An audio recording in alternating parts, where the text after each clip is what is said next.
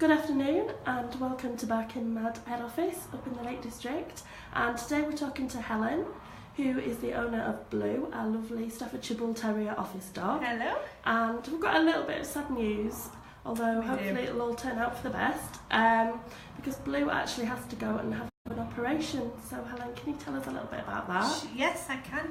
So Blue is going in on Monday to have an operation on a luxating patella, which is her kneecap keeps slipping out of the groove that it fits into.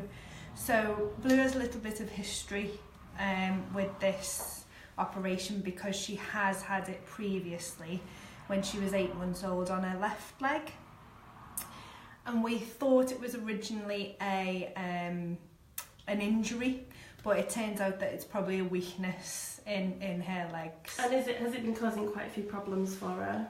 In fact, because of the care that we've given her since then, so the restrictions on her exercise and using hydrotherapy, electrotherapy, that type of thing, on her knee and over the wound, she has actually done really, really well. On her left leg, she's so strong now that there's almost no difference. But this weakness in her right leg has happened quite quickly. We could persevere with this injury for some time. However, she's really fit and healthy, so we've decided to go ahead and have the operation while she's so fit and healthy and not put it off until, for instance, she develops arthritis in that joint and she would have to have it done.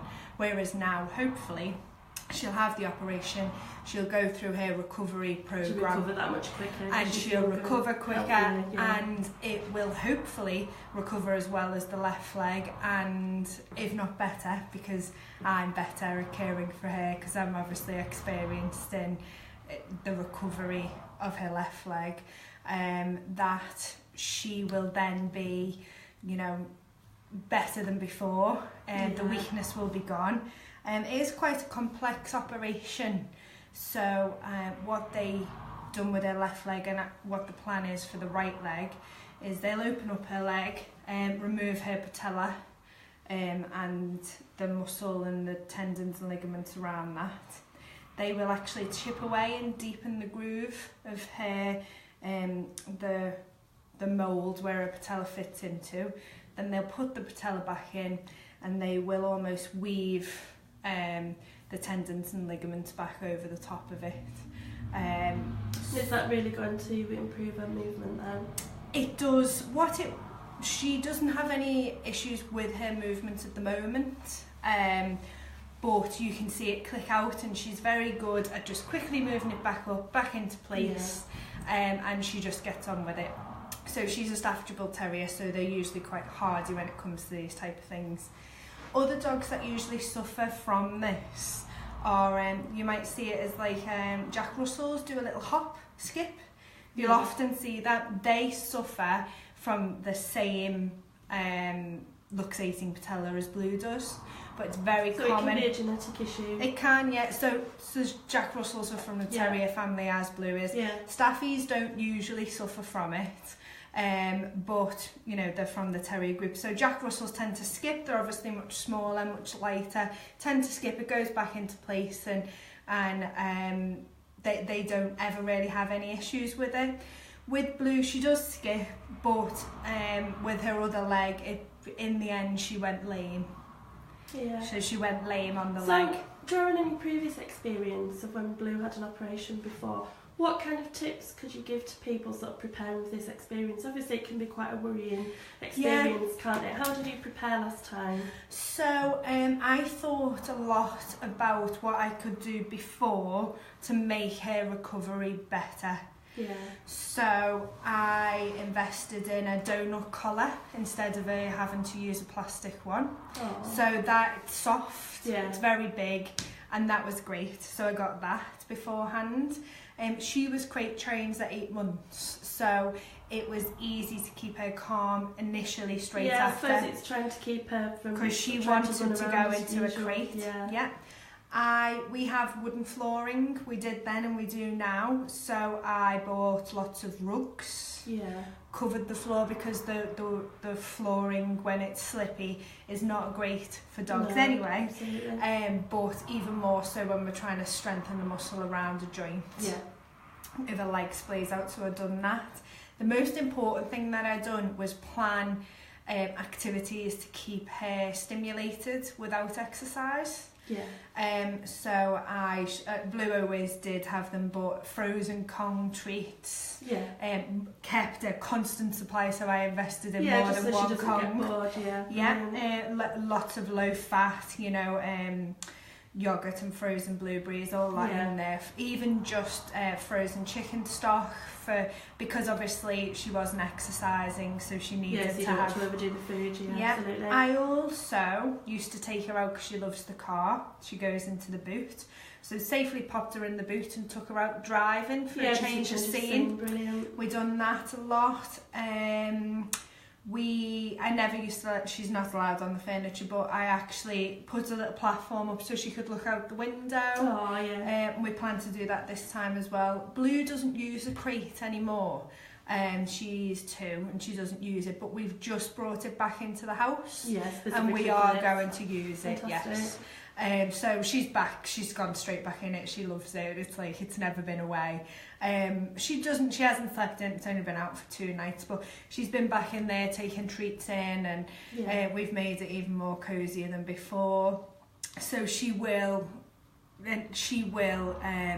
go in her crate when she comes home from her operation on Monday. I'm going to be following her, aren't we? We're going to write a blog post about Blue and her operation and her recovery. We're going to be talking generally about tips and hints for helping your dog to recover from an operation. So I'll take lots of photographs, videos of her at different points, and most importantly, I think we will video and take photographs of when her recovery starts. Using treatment, so when she returns to hydrotherapy. It's really interesting, the hydrotherapy element, isn't it? It is, and in fact we didn't start the hydrotherapy until it might have been 8 weeks after her first operation. This because I was unaware of its benefits. I'm very much aware of its benefits. And I mean, this is why we want to do this kind of series of videos and blogs, just to really help people to kind of understand, all the things you can do to help your dog's recovery. The difference in this operation, which hopefully will make a massive difference, is Blue will go back, not to the same hydrotherapy she does now, because now she's working at the highest level. So she can't swim for any longer or any harder, because she's really fit, she's really healthy, and she only goes every 2 weeks. What she will do now, she'll go back after 3 weeks on a much lighter programme, and she'll go more regularly. So we may go, build up against we might even go every 5 days. But it'll be much lower level. She probably won't go in the pool, she'll probably be in a tank where they can really control the movement of her legs, and she'll also probably have different type of where they use light and different massage. We will start the day that she comes home probably, or maybe the morning after, physiotherapy straight away, so I do that with her. So when we're on the blog post and during other videos, we'll show you that process that I do with her. So we do lots of different things, so I'll start that straight away so that no water builds up in her leg.